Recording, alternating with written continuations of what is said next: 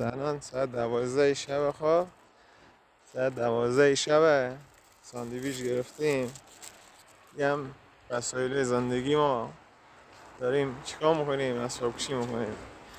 خانوم خوب داشتن اینجا به درد میخوره. نگاه کن اینا وسایل.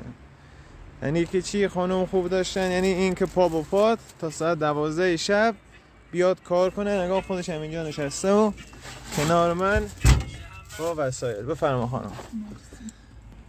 آره دایی سعی کن شریک زندگی تو خوب انتخاب کنی. یکی رو انتخاب کنی که تا ساعت 12 شب با تو اسباب کشی کنه، بیاد پا با پات تنها بدون کمکی بدون چیزی با هم دیگه دو نفری تلاش کنیم برای زندگیتان تا پاش کنارت باشه و هوا تو داشته باشه.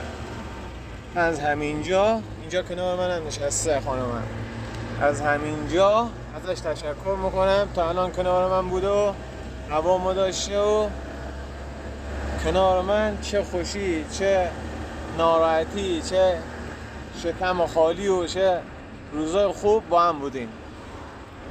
براش جبران میکنم این روزاره. از همینجا بهش میگم دمش گرم که هوای ما رو داشت. یا علی.